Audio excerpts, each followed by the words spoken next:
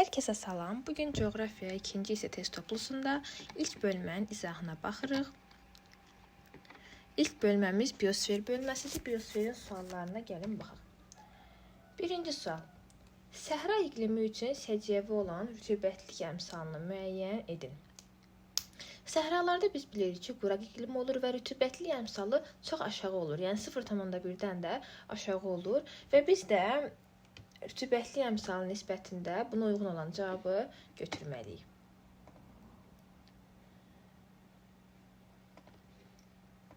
Məsələn, A variantında rütubətli əmsalına baxın. Yuxarıda sürətli olan yağıntıdır, məxrəcdə olan mümkün buxarlanmadır. Gəlin burada qeyd edək, yağıntı. Bu isə mümkün buxarlanmadır. 200-ün 100-ə nisbəti bizə neçə verir? 2 verir. 2 də vahiddən böyükdür. Bu halda rütubətli əmsalı vahiddən böyükdürsə, ifrat rütubətli səciyyəvidir. Bu qətiyyən səhraya aid olmaz. Bir də biz səhrada yağıntını çox az, mümkün buxarlanmanı isə çox götürməliyik. Yəni bu 100 yox, 2000 mm yaxın olmalıdır mümkün buxarlanma. Yəni səhralarda belədir. Ona görə biri götürə bilmərik. B variantına baxaq.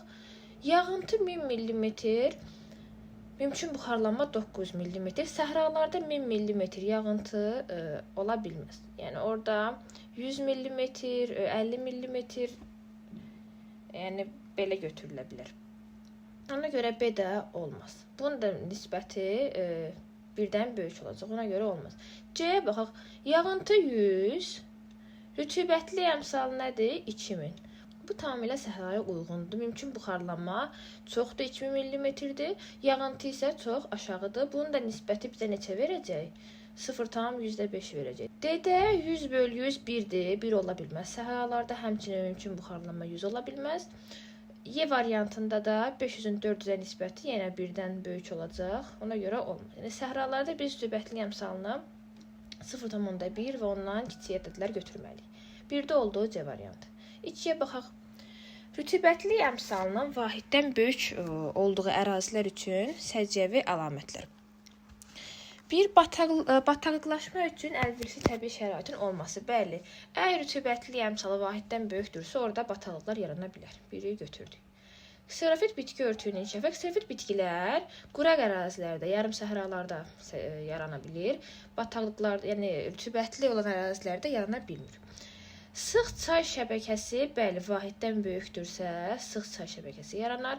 Fiziki aşınma səhralarda olur. Rütubətli əmsalının vahiddən böyük olduğu ərazilərdə kimyəvi aşınma. Kimyəvi yazsaydı götürərdik. Amma fizikini götürə bilmərik. Duzlu göllərin yaranması üçün şəraitin olması. Duzlu göllər yox, şirin sulu göllər. Duzlu göllərdə quraq ərazilərdə, rütubətin çatmadığı ərazilərdə yaranır. Burada cavab oldu 1 və 3, Y variantı. Üçüncü sual. Qurunun qədim buzlaşmaya məruz qalmış hissələri və onların müasir relyefdə izləri.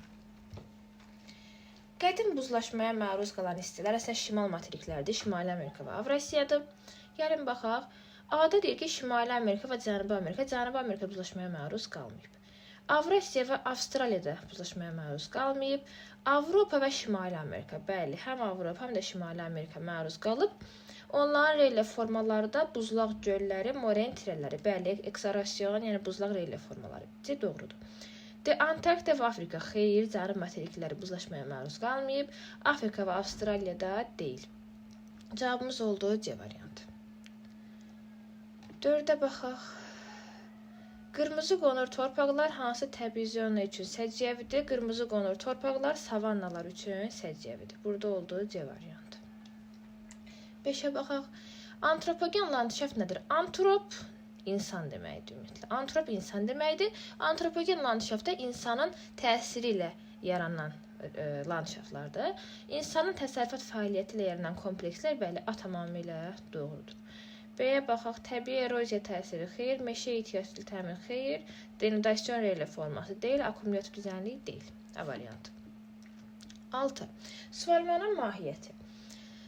Kollektorlar vasitəsilə torpaqların məhsuldarlığının artırılması.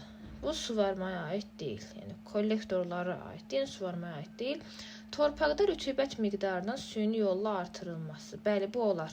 Bu olar, qalsın. Rütubət, çünki yəni torpaqda rütubət çatışmırsa, yəni dəmiyə torpaqlarında kifayət qədər rütubət olur torpaqda. Ona görə suvarmağa ehtiyac olmur. Amma yəni rütubətin çatışmadığı torpaqlarda suvarma nəticəsində rütubətin miqdarını artırmaq olur. Müxtəlif sulardan istifadə etməklə şoran torpaqların yuyulub təmizlənməsi xeyr, bu suvarmaya aid deyil. Qurunt sularının səviyyəsinin qalxması ilə xeyr, bu da deyil. Bataqların qurudulması və xeyr, bu da deyil. Süni yolla rütubətin artırılması. B tamamilə doğrudur. 7-yə baxaq. 7-ci sual görünmür. Ola bilsin burada təbii zonaların paylanması və sair sualı olsun, amma yəni görünmədiyinə görə bunu işləyə bilmirəm. Keçək 8-ə. Daha çox landşaft qurşaqlarına müşahidə edildiyi dağlar. Subarktik qurşaqda yerləşmiş, hündürlüyü 4000 metr olan. Bu olmaz. Çünki subarktik qurşaqda çox landşaft müşahidə olunmur. Çünki qütbətrafı ərazi olduğuna görə orada yəni ətəkdə tundra müşahidə oluna bilər. Yüksək dağlıqda da buzlaq, yəni nival landşaft və ya qütb səhraları. Yəni subarktik qurşaqda çox landşaft müşahidə etmək mümkün deyil. Bax 4000 metr olsa belə. Arktik qurşaq əlbəttə ki, yəni arktik qurşaqda sadəcə qütb səhraları səciyyəvidir, başqa landşaft müşahidə oluna bilməz. Mülayim qurşaqda yerləşmiş, hündürlüyü 5000 metr olan. Bəli, mülayim qurşaq, mülayim iqlimdir. Burada daha çox təbii zona, daha çox landşaft formalaşa bilir.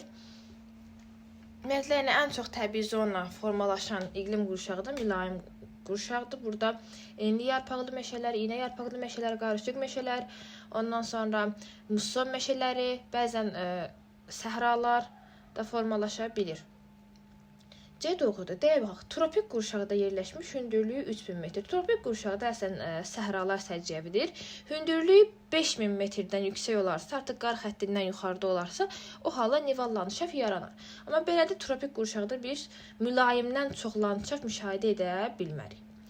Ekvatorial qurşaqda yerləşmiş, hündürlüyü 2000 metr olan xeyr, yəni ekvatorialda ancaq rütubətli ekvatorial meşələr səciyyəvidir. Yəni günəşin çox düşməsi, orada həm temperatur, həm rütubətin yüksək olması tək təbii zonanın yaranmasına səbəb olur. Orada yəni çox təbii zona müşahidə etmək mümkün deyil. 9. Podzol külək çalan torpaqların geniş yayıldığı zona. Podzol torpaqlar tayqa üçün səciyyəvidir. Tayqa zonasında podzol torpaqlar yayılır. Ada tundra deyir. Tundrada tundra qleyli torpaqlardır.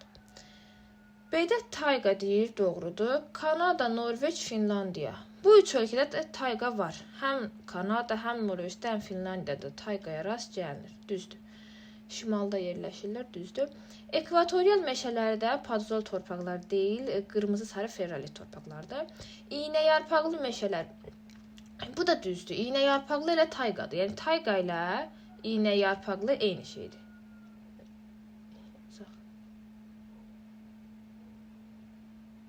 Tayqa və iynə yarpaqlı eyni şeydir. Deyir ki, Finlandiya, İsveç, Fransa. Fransada tayqa yoxdur. Fransada enli yarpaqlı meşələrdir. Enli yarpaqlı. Finlandiya və İsveçdə var iynə yarpaqlı, amma Fransada yoxdur. Xəritədə də baxıb görərsiniz. Ona görə götürə bilmirik. Subtropik meşələrdəki cod yarpaqlı həmişəyaşıl meşə və kolluqlarda qəhvəyi torpaqlar səciyyəvidir. B variantı doğrudur. 10. Yarım səhra və səhra landşaftlarına xas olmayan əlamət. Dəmiyə əkinçiliyin inkişafı xas olmayan əlamətdir. Yəni bu yanlışdır.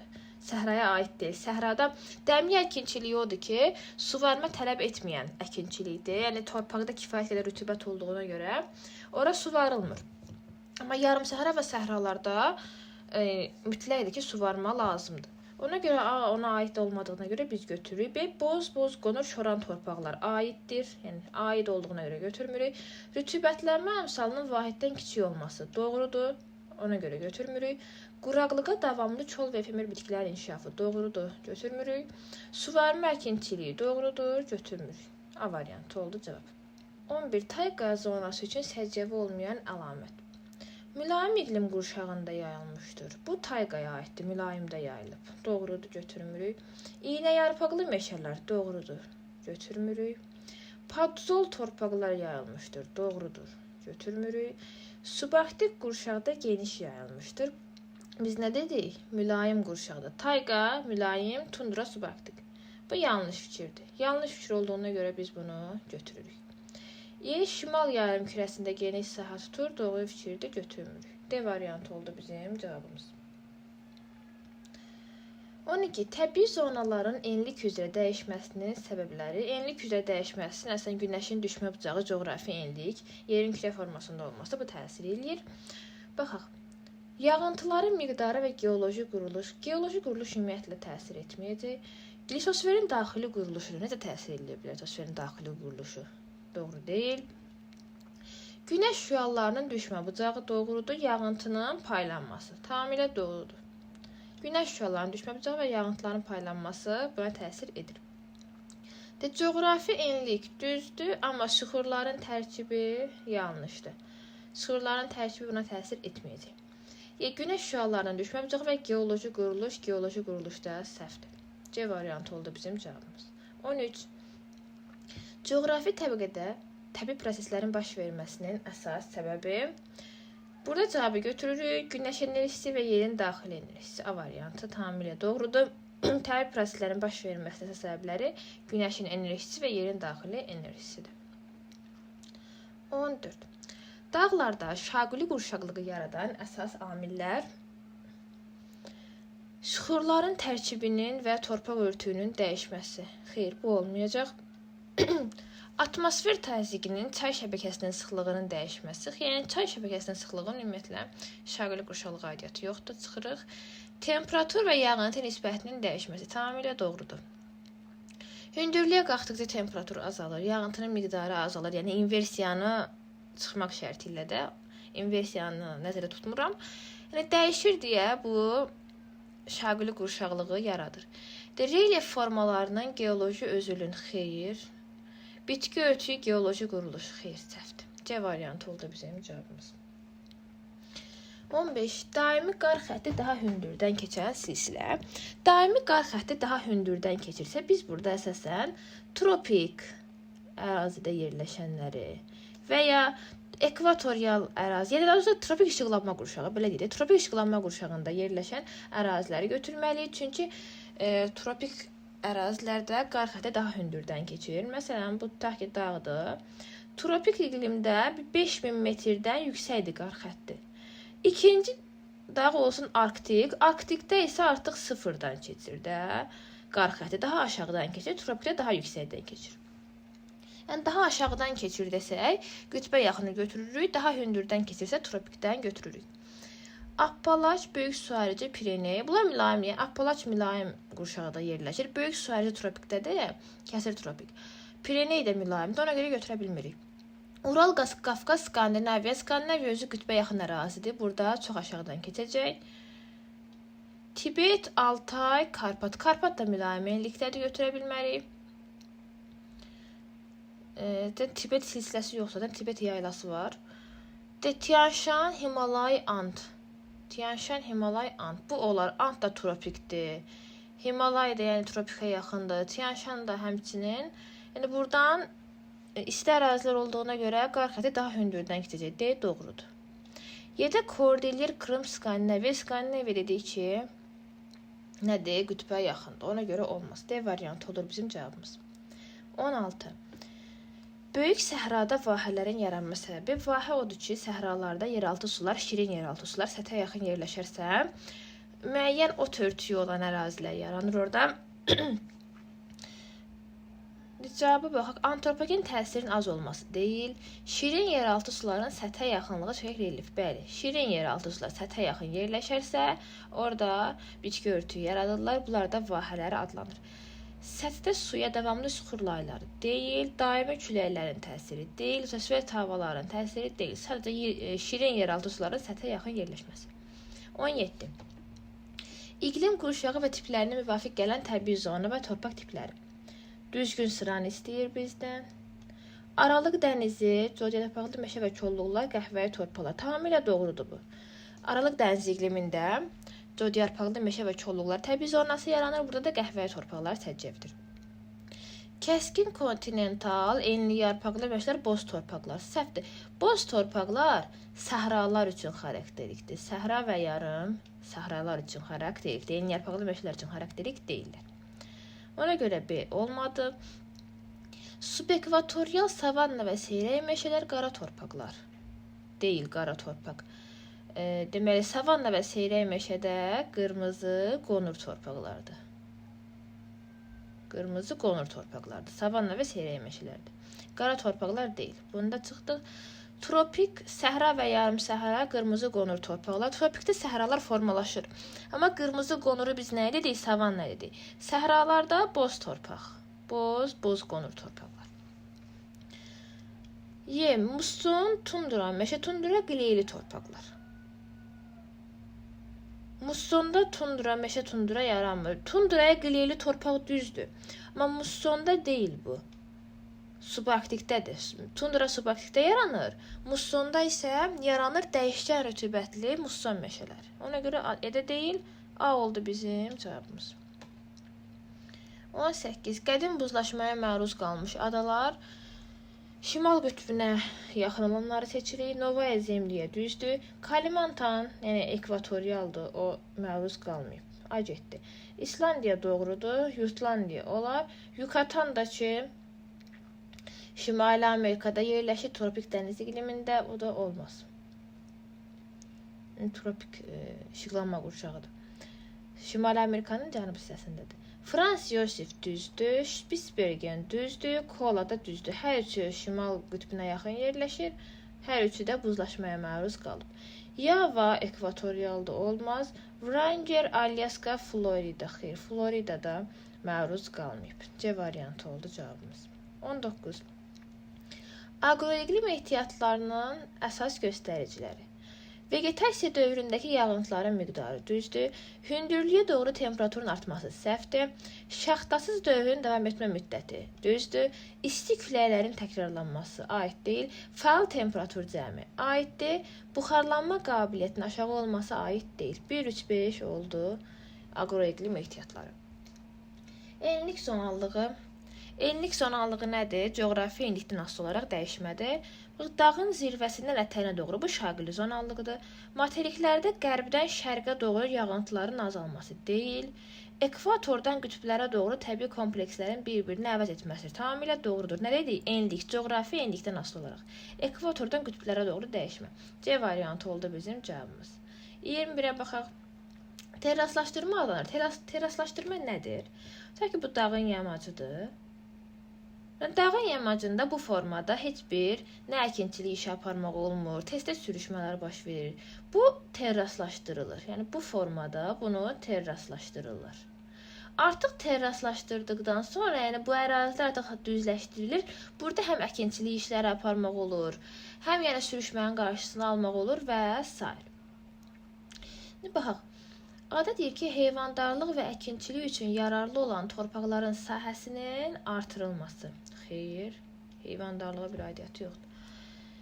B-də deyir, faydalı qazıntı yataqlarının istismarı nəticəsində pozulmuş torpaqların bərpası. Xeyr. Gübrələrin verilməsi ilə torpaqların məhsuldarlığının artırılması. Xeyr. Yamaclarda eroziyanın qarşısını almaq üçün pillələr sistemi deyil. Bizdə nə dedik? Baxın, pillə formasındadır da terraslar. Pillə sisteminin yaradılması tamamilə doğrudur. E variantı doğrudur. D variantı da doğrudur. E-də deyir ki, drenaj şəbəkəsi xeyr, səhvdir, terraslaşdırmaya aid deyil. Terraslaşdırma deyəndə siz pillələr sistemini götürürsünüz, eroziyanın qarşısını almaq, bir də əkinçilik işlərini görmək. 22. Torpaq eroziyası adlanır. Torpaqların məhsuldarlığının bərpa edilməsi və meliorasiya tədbirləri. Yəni, eroziya aşınmada tədbirə aidiyyatı yoxdur.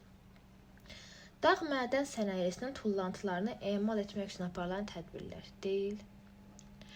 Torpaqların çiklənməsi nəticəsində münbitliyin azalması, çiklənməsi xeyr, bu da deyil. Çaylar vasitəsilə torpaqların gətirib çökdürülməsi deyil. Torpaqların üst münbit qatının su və külək vasitəsilə yuyulub dağılması, bu doğrudur.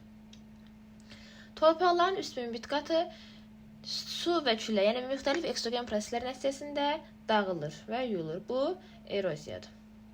Y variantı doğrudur. 23. Təbii zonaları bir-birindən fərqləndirən əsas amillər. Okean cərəyanları, süxurların nisbi yaşı ümumiyyətlə aidiyyət yoxdur təbii zonalara. Torpaq və bitki örtüyü yenə süxurların yaşı deyir, olmaz. Geoloji quruluşunda aidiyyəti yoxdur. Temperatur və təzyiq, relyef, atmosfer yağıntıları. Yəni relyefin də təbii zonaların yayılmasına və təzyiq, xeyr, bunun da bir təsiri yoxdur.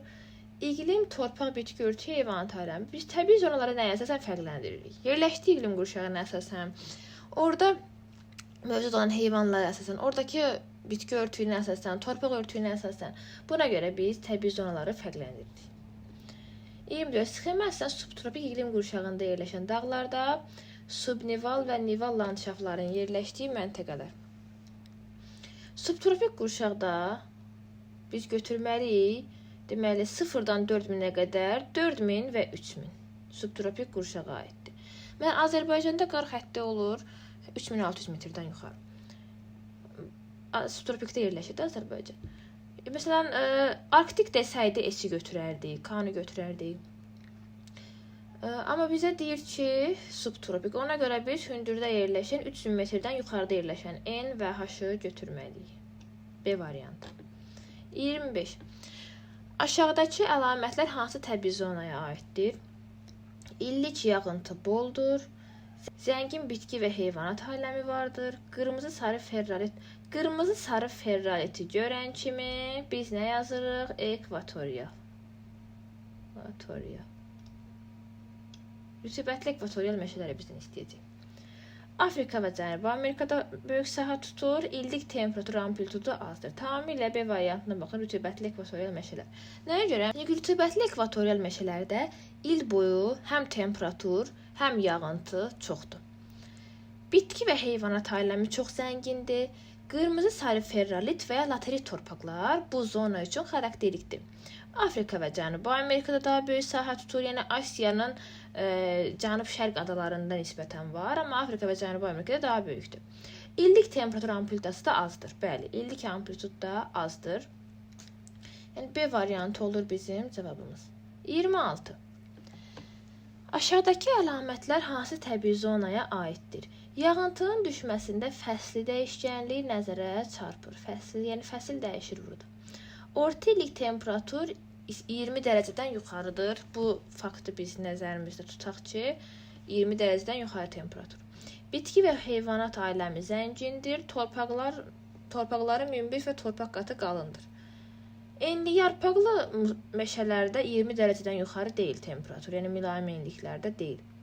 Tundra və meşə tundrada da yəni münbit torpaq qatı yoxdur, o qədər də subarktikdə yerləşir. Bitki örtüyü də zəngin deyil. Rütubətli ekvatorial meşələri götürmürük, çünki fəsli dəyişkənlik yoxdur orada. Savanna və seyrək meşələr olar, bizim cavabımıza uyğundur. Çünki həm fəsli dəyişkənlik olur, yay yağıntılı keçir, qış quraq keçir, orta illik temperatur da 20 dərəcədən yuxarı olur, bitki və heyvanat aləmi də zəngindir. Codyarpaqlı meşəni götürə bilmərik, çünki yəni burada 20 dərəcə faktoru var. Codyarpaqlı meşə və çoluqlarda o qədər olmur. Subtropikdə yəni orta illik temperatur 20 dərəcədən yuxarı ola bilmir. D variantı bizim cavabımıza uyğundur. 27. Tropik və arktik səhralarda bitki örtüyünün kasıb olmasının müvafiq səbəbləri. 27. Tropik və arktik səhralarda bitki örtüyünün kasıb olmasının müvafiq səbəbləri. İsti və quru iqlim, soyuq və tropikdə isti və quru iqlimdir deyə bitki örtüyünü inkişaf edə bilmir. Arktikdə soyuq və sərt iqlimdir deyə bitki örtüyünü inkişaf etmir. A doğrudur. B-də isti və rütubətli iqlim, tropikdə rütubətli iqlim yoxdur. Alçaq təzyiq, tropikdə yüksək təzyiqdir. C-də olmaz. D-də yağıntının çox olmasın, tropika aidiyyatı yoxdur. Ki yağıntı çox olsaydı bitki örtüyü zəngin olardı. Yayın quru, qışın rütubətli olması. Xeyr, il boyu quraqdır tropik. A oldu bizim cavabımız. 28. Savanna və çöl zonalarında bitki örtüyünün zəngin olmasının səbəbi. Savanna və çöldə. Deməli, savannada yayın quru, qışın mülayim və rütubətli. Savannada yay quru keçmir. Arid iqlim şəraiti, xeyr, arid iqlim tropika aiddir, olmaz. Əlverişli temperatur və rütubət şəraiti, münbit torpaqlar. Bəli, bu olar. Hər ikisində yəni əlverişli temperatur var, rütubət var, münbit torpaqlar var. C olar bizim cavabımız. Dedə alçaq təzyiq sahəsi, bol aqroiqlim ehtiyatları. Xeyr, bu olmaz. Alçaq təzyiq sahəsi, xeyr. İl boyu ifrat rütubətlənmə aid deyil ümumiyyətlə. İfrat rütubət bu ərazilərə aid deyil. İfrat rütubətlənmə bu ərazilərə aid deyildi, onu götürə bilmərik. C bizim doğru cavabımızdır. 29. Sərhədləri daxilində daha çox təbii zonaların formalaşdığı.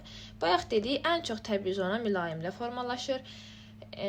Məsələn, burada həm enli yarpaqlı meşələr, iynə yarpaqlı meşələr, qarışıq meşələr, çöl zonası, materiklərin şərqində musson meşələri formalaşa bilir, səhralar formalaşa bilir materiklərin daxili hissələrində. Yəni, çox iqlim qurşağı burada formalaşa bilir. Tropikdə isə səhralar formalaşır. Ekvatorialda rütubətli ekvatorial meşələr formalaşır. Subekvatorialda savanalar formalaşır. Arktikdə də qütb səhraları formalaşır. 30. Mütləq hündürlüyü yüksək olsa da daha az landşaft qurşaqlarının olduğu dağların yerləşdiyi coğrafi enliklər qütb ətrafında bu uyğundur. Qütb ətrafında hündürlüyü yəni nə qədər çox olsa da orada çox landşaft formalaşa bilmir. Çünki yəni hava çox soyuqdur, şaxtalar var deyə ancaq orada qütb səhraları nisbətən aşağıda tundra bəlkə formalaşar. Ona görə də çox landşaft formalaşa bilmir. 31. Dağ yamaclarında yarğanların yaranmasının qarşısını almaq məqsədi ilə görülən tədbirlər. Eninə şumlama, intensiv otarılma əksinə, yəni yarğanların qarşısını almır. Uzununa şumlama mədəni bitkilər, xeyr, uzununa şumlanma deyil. Torpaqların yuyulması, xeyr. Yamacların eninə şumlanması, ağac və kolların əkilməsi olar. Həm eninə şumlanma, həm də ağac və kolların əkilməsi yarğanların yaranmasının qarşısını alır. Kollektorların yaradılması da xeyr. D variantı oldu bizim cavabımız. 32. Havanın orta illik temperaturu və rütubətlənmə əmsalına əsasən torpaq əmələ gəlmə prosesinin daha intensiv getdiyi məntəqələr. Baxaq burada. Torpaq əmələ gəlmədə rütubətli əmsalı nə çox ifrat olmalıdır, nə də çox aşağı olmalıdır. Məsələn, birdə temperatur müsbət 3 dərəcə çox aşağı, yəni azdır da 3 dərəcə. Rütubətli əmsalı 1,2 artıq ifrat rütubətlidir. Bu qütb ətrafı ərazilərdir böyük ehtimal. Yəni qütb ətrafı deməyə, yəni mülayimin şimalıdır. Bu olmaz, yəni burada torpaq əmələ gəlmə yaxşı getməz. Rütubətli əmsalı 1,2-dir, ifrat rütubətlənmə olacaq, torpaqlar yuyulacaq. Bu olmaz. 10 temperatur 0,4 rütubətli əmsalı bu çox azdır. Yəni yarım səhra və s. 0,4 çox azdır. Deməli 3-12 dərəcə temperatur 0,9 dərəcə rütubətli əmsalı. Bu olar. Həm temperatur normadır, həm də rütubətlənmə əmsalı da vahidə yaxındır. Burada dəmiyə ikinciliyi inkişaf etdirmək olar. Yəni yaxşıdır torpaq əmələ gəlmə. 4-də müsbət 25 dərəcə 0,3. Bu artıq yarım səhra və səhralara aid bir şeydir. Səhra olmasa da yarım səhra olar. 0,3. Rütubətlənmə əmsalı çox aşağıda, temperatur yüksəkdir. Burada da torpaq əmələ gəlmə yaxşı getməz. 5-də 0,2 rütubətli əmsalı, yəni çox aşağıdır. Temperatur yüksəkdir. Bu da tropik ərazilərə uyğun gəlir. Bu da olmaz. Yəni ən yaxşı torpaq əmələ gəlmə 3-də olacaq E variantında. 33. Əkin sahələri daha çox sahə tutan təbii zonaları müəyyən edin. Savanna, meşə, çöl. Burada əkin sahələri var. Qalsın. B bax. Meşə, tundra, meşə, yarım səhra. Tundrada əkin sahələri yoxdur, yarım səhrada da azdır. Meşə, çöl, səhra, səhrada yoxdur. Əkin sahələri yəni çox azdır. Selvası da yoxdur. Çünki selvas ekvatorial meşələrdir. Orada da şərait yoxdur əkin sahələrinin artırılması üçün. Meşə, tundra, preri, tundrada da yoxdur. Tundra arktik sahə olduğuna görə podzol torpaqlar orada. Tundra qlili torpaqlar orada yayılıb. Bu səbəbdən əkin sahələrini inkişaf etmək mümkün deyil. Savanna, meşə, çöldə əkin sahələri çoxdur. A variantı. 34. Savannaların təbiətində baş verən mühüm mövsümi dəyişirlər. Savannalarda yay yağıntılı olur, qış quraq olur. Ada yay və qış rütubətli səfdir, qış quraqdır. Yayda yağıntı az düşür, səfdir, yayda yağıntı çox düşür. C. Yayda bitki aləmi canlanır, qışda quruyur. Doğrudur. Yayda yağış yağdığına görə bitki aləmi canlanır. Bitki aləmi qışda canlanır. Xeyr, qış quraqdır. Yay və qış quraqdır, səhvdir. C variantı doğru cavab. 35. İnsanların təsərrüfat fəaliyyətinin savannaların təbiətinə göstərdiyi mənfi təsirlər, yeraltı və yağış sularından əkinçilikdə istifadə edilməməsi. Uyğun bir cavab deyil. Qoruq və yasallıqların yaradılması mənfi təsir olmaz. Ağac və kolluqların qırılması, malqaranın həddən artıq otarılması. Bəli, bu olar. Yəni əkinçilik məqsədi ilə, təsərrüfat məqsədi ilə ağaclar kəsilir, malqara da həddən artıq otarılır. Bu da təbiətə ziyan vurur. Şəhərlərin sayının artırılması bu olar. Amma meşə və əkin sahələrinin genişləndirilməsi, xeyr, meşələrin genişləndirilməsi əksinə yaxşı bir şey olur. Ona görə bu da deyil. İri ot yeyən heyvanların və milli parkların sayını artırmaq hər hansı bir mənfi təsirə səbəb olmur. C variantı. 36. Çöl və meşə çöl təbii zonaları üçün səciyyəvi olan rütubətli əmsalı. Çöl və meşə çöldə vahiddən aşağıdır. Çox aşağı deyil, amma vahidə yaxın, yəni 0,8 belə bir şey. A-da 800-800-ə nisbəti bizə 1 verir. Çöldə 1 deyil, 1-dən aşağıdır. 1000 böl 700 birdən çoxdur. Bu da ola bilməz çöl. 400-ün 200-ə nisbəti 2 verir rütubətli əmsalı. Bu da olmaz. 400-ün 600-ə nisbəti bəli. Yəni 1-dən aşağıdır, vahiddən aşağıdır. Bu olar. 7 də 1-dən böyükdür. 900-ün 800-ə nisbəti bu da olmaz. D variantı. 37. Tayqa təbii zonası üçün səciyyəvi olan rütubətli əmsalı tayqalarda vahiddən böyük olur. Rütubətli A 200 minə nisbəti bu səhra yarımsəhralar üçün xarakterlikdir. Yəni tayqada bu qədər az olmur. Yəni burada azca 0,5-ə bərabərdir rütubətli əmsalı. Bu səhvdir. Həm də ki rütubətli mümkün buxarlanma tayqada az olur. Qütb ətrafı da ona görə. B-də 350-nin 3-ə nisbəti bu olar. Bu qalsın hələlik. Çünki yağıntı 350 çox deyil. Mümkün buxarlanma da çox deyil. Bu qalsın. Həm də birdən böyükdür nisbət. 100-ün 600-ə nisbəti çox aşağı bir rəqəm olacaq. O olmaz tayqaya. 250-nin 100-ə nisbəti. Burada rütubətli əmsalı 2,5 olur. Bu da olmaz. Bu qədər olmur orada. Həm də ki 2,5. Xeyr, bu tayqaya aid deyil. Olmaz. 150-nin 800-ə nisbəti bu da, yəni rütubətli əmsalı çox aşağı rəqəm alınacaq. Bu da olmaz. Amma B yaxındır. B tayqaya bənzəyir. Tayqanın rütubətli əmsalına bənzəyir. Birdən azca çoxdur. 350-nin 3-ə nisbəti, yəni 350 yağıntıdır. Yağıntı. Bu da mümkün buxarlanmadır.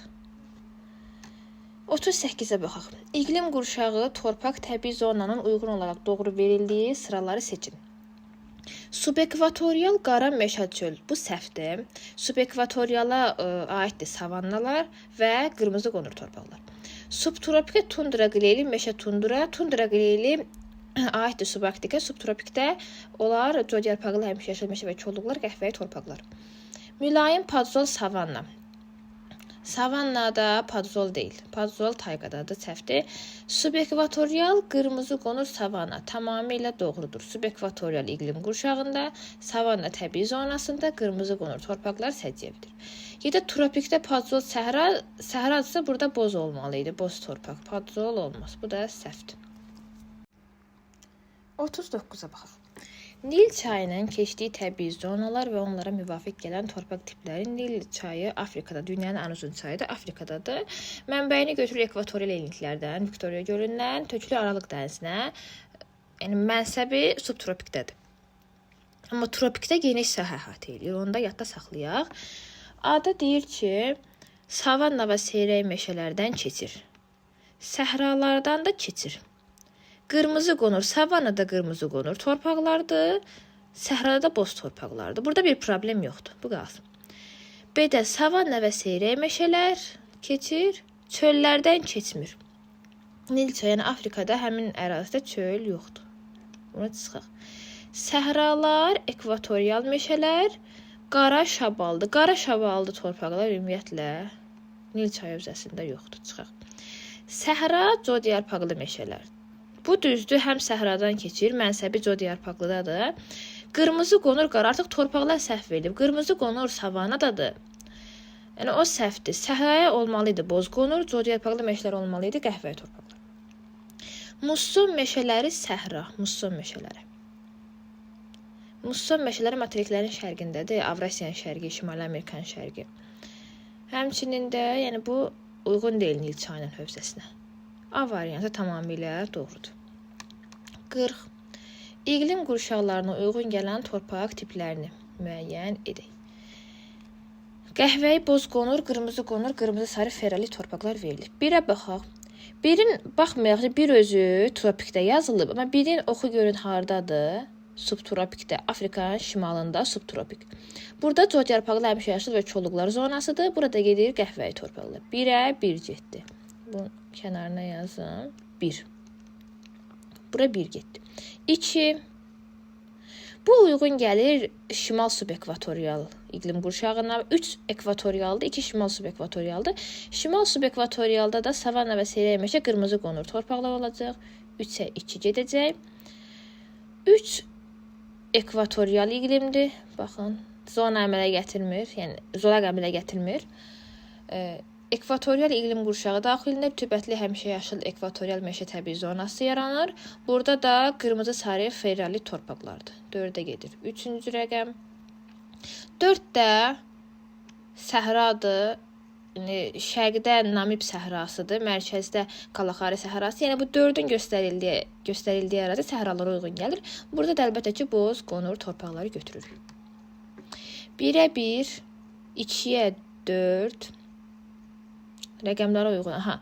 1-ə 1, 2-ə 3, 3-ə 4, 4-ə 2 A variantı doğrudur. 41. İqlim qurşağı və tiplərinə uyğun olmayan təbii zona. Burada diqqət eləyək, olmayan deyir. Mülayim kontinental, çöl və meşə çöllər, qara torpaqlar. Burada problem yoxdur. Mülayimdə çöl və meşə çöl, qara torpaq. Burada problem yoxdur. B-də Aralıq dənizi, coğyarpaqlı meşə və çolluqlar, qəhvəyi torpaq. Burada da problem yoxdur. Mülayim dəniz, savanna və seyrək meşə, qara torpaqlar. Savanna və seyrək meşə mülayim dənizi ola bilməz. Savanna və seyrək meşə subekvatorialdır. Yazaq bura. Subekvatorial.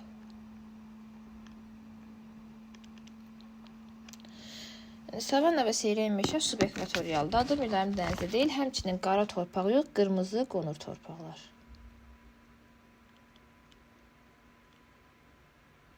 C tamamilə səhvdir. Ona görə C bizim olur cavabımız.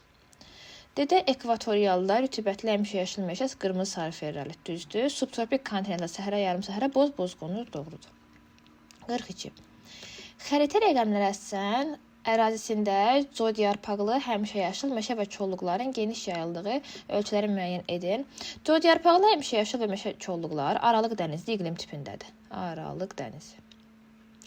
Aralıq dənizli iqlim tipində də hansı ərazilər aiddir? Aralıq dənizi sahilində yerləşən Pireney, Apenin, Balkan yarımadaları, yəni Afrikanın şimalında biz götürə bilərik. Əsasən biz götürürük. Kiçik Asiyanda Aralıq dənizi sahilləri buna aiddir. Pireney, Apenin, Balkan yarımadaları. 6 Pireneydir, 1 Apenindir, 5 də Balkandır. Burada coğyarpaqlı həmişəyaşıl meşə və çolluqlar geniş sahədir. Bizim cavabımız olur 1, 5 və 6. Variant baxaq var? Bəli, var. 1, 5, 6 D variantı. 43. Ərazisində iynə yarpaqlı meşələrin daha geniş yayılır. İynə yarpaqlı meşə tayqa zonasıdır. Tayqa və mülayim enliklərə uyğun gəlir. Mülayim. Burada biz bunu da götürməliyik. Skandinaviya yarımadasının və cənub hissələrini. Skandinaviya, yəni şimalında tundra, arktik səhradır. Cənubunda iynə yarpaqlı meşələr mövcuddur. Burada cavab olur 2, 4, 5. Digər, məsələn, 6-da Aralıq dənizi iqlim tipidir, olmaz. Digər ərazilər, məsələn, mülayim kontinental ərazilərdə çöl zonası, enli yarpaqlı meşələr olar. Amma 2, 4, 5-də tayqa meşələrinə rast gəldi. 2, 4, 5 A variantı. 44. Rütubətlənmə əmsalının vahiddən böyük olduğu təbii zonalar. Çöl və meşə çöl rütubətlənmə əmsalı vahiddən kiçikdir. Arktik səhralarda vahiddən böyükdür. İynəyarpaqlı tayqada vahiddən böyükdür. Səhrada vahiddən kiçikdir. Savanna və seyrək meşə vahiddən kiçikdir. Meşə tundra və tundrada vahiddən böyükdür. 2, 3, 6 Y variantı 44-də. 45. Azonal landşaft daxili amillər nəzərdə tutulur azonalda. Yazaq daxili. Belə azonal daxilidir. Zonal yazsa xarici amilləri götürürük. İndi azonal deyir deyə daxili amillər. Torpaq örtüyü xarici, yağıntı xarici, relyef daxili amildir.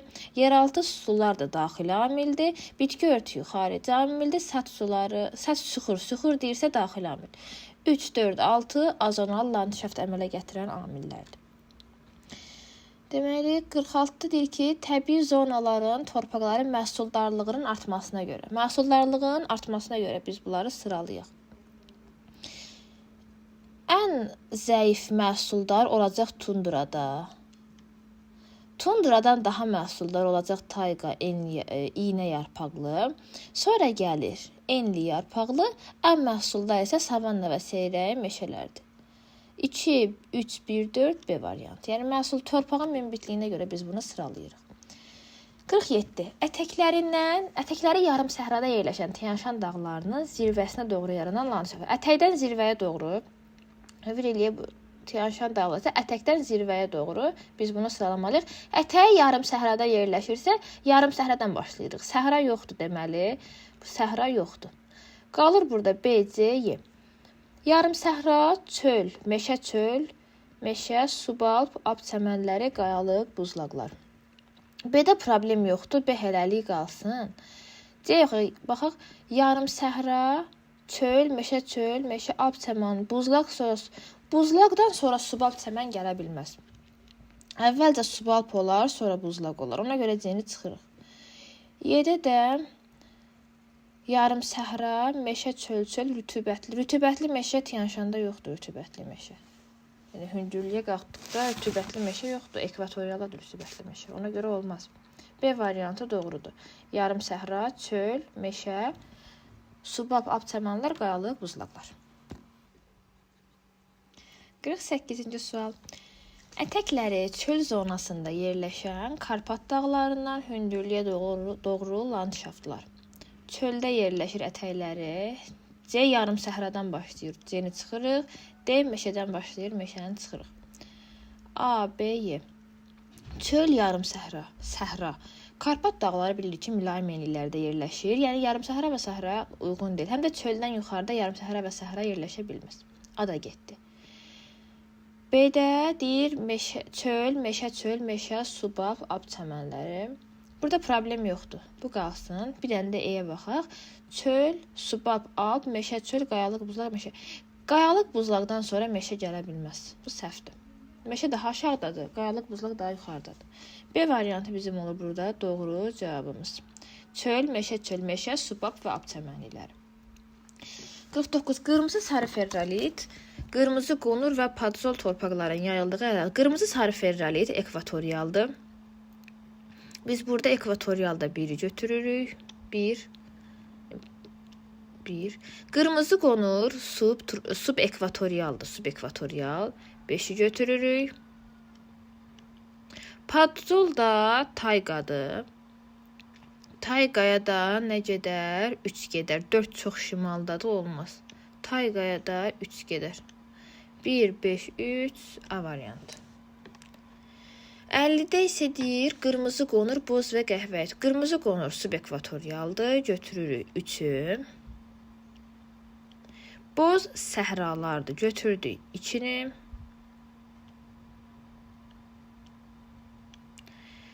Qəhvəyi codyarpaqlıdır, həmişə yaşıl. Bu da gedir 4-ə, Pireney yarımadası 4. 3, 2, 4 C variantı. 51. İqlim qurşağı fəsillərin sayı və təbii zonaların müvafiq olaraq düzgün verildiyi sıra. İqlim qurşağı fəsillərin sayı, təbii zona. Subarktik bir yarım səhra. Subarktikdə yarım səhra yarana bilərmi? Əlbəttə ki, yarana bilməz. Subarktikdə yarım səhra və səhra, məsələn, tropikdə ola bilər, subtropik və mülayimin kontinental hissələrində səhralar yarana bilər. Amma subarktikdə yoxdur. Arktikdə 3 fəsil yazıb, xeyr, bir də tundra deyil. Arktikdə qütb səhralarıdır. Subekvatorial 2 fəsil codyarpaqlı meşə və kolluqlar. Codyarpaqlı subtropikdədir. Subtropik 4 fəsil codyarpaqlı meşə və biz nə yazdıq? Codyarpaqlıya subtropik. D variantında yazılıb. Subtropik 4 dənə fəsil olur. Codyarpaqlı meşə və kolluqlar. 7 deyir subtropikdə tayqa deyil. D variantı. 52. Prairie və pampalara uyğun gələn müvafiq xüsusiyyətlər. Prairie deməli Şimali Amerikadakı çöllərdir. Çöl. Pampa isə Cənubi Amerikadakı çöllərdir. Baxaq. Bir də deyir ki, subtropik və mülayim iqlim qurşağında formalaşır. Subtropik və mülayim iqlim qurşağı bu Şimali Amerikaya aid olacaq 100%. 1. 2 də deməli 2 deyir ki, qırmızı qara torpaqlar gedəcək pampalara, Cənubi Amerikaya. Cənub və qərb yarımkürəsi mütləq pampaya gedir, Cənubi Amerikaya. 4 niyə yazdım? 3. 3. İnkişaf etmiş ölkələrin ərazisində yerləşir. ABŞ inkişaf etmiş ölkə 4 gedir Prairie. Şimal və qərb yarımkürəsində ən məhsuldar Şimal və qərb deyirsə Prairie. Şimali Amerika 1-4-5 getdi. Pampaya gələ yuxarıya. Deməli Uruqvay və Argentinada gedəcək pampaya. 6. Deməli 1-ə getdi. 1 4 5 2-yə getdi 2 3 6. Argentina və Uruqvay Cənubi Amerika ölkələrində əlbəttə ki biz onu pampaya götürməliyik. Amma inkişaf etmiş ölkələri isə biz Prairie'yə götürdük. Çünki Şimali Amerikada yerləşir. Cavab oldu E variantı. 53. Rütubətli əmsalı vahidə bərabər və ya vahiddən böyük olan ərazilərdə formalaşan torpaq tipləri. Ada baxın boz harda görürüksə çıxırıq. Çünki boz yarım səhra və səhralar üçün xarakterikdir. Rütubətli əmsalı çox kiçikdir. Boz olan variantları çıxdıq. B-də də yenə boz var. Çıxırıq. C-də boz yoxdur, qalsın. D-də də boz qonur var. Çıxdıq. Y variantında yoxdur, qalsın. Deməli, burada baxırıq. C-də qara, tünd şabaldı, qırmızı qonur deyir. Y-də isə qonur meşə, qırmızı feralı və padzol deyir. Biz burada E variantını götürürük. Çünki tünd şabaldı torpaqlarda da rütubətli əmsalı kiçik olur. Amma qonur meşə torpaqları, qırmızı ferralit torpaqlar, ekvatorial, padzol külə salan tayqa torpaqlarında rütubətli əmsalı vahidə bərabər və ya vahiddən böyük olurlar. 54-də baxaq. Rütubətli əmsalı vahiddən kiçik olan deyirsə, deməli qəhvəyi meşə, sarı, boz. Sarı torpaqlar rütubətli torpaqlarda olur. Ona görə onu çıxıram. Şabaldı, qonur meşə, padzol. Padzol torpaqlar da rütubətli torpaqlardır. Qara, qəhvəyi meşə, boz qonur. Qara torpaqlar rütubətlidir. Çıxıram. Qonur, padzolu yenə gördüm dedə. Çıxıram. E-də boz, E variantı bizim cavabımızdır. Boz, boz qonur, boz çəmən. Boz torpaqlar həmişə aşağı rütubətli ərazilərdə formalaşırlar. 55. Qırmızı qonur torpaqlar. Qırmızı qonur torpaqlar yaranır subekvatorialda.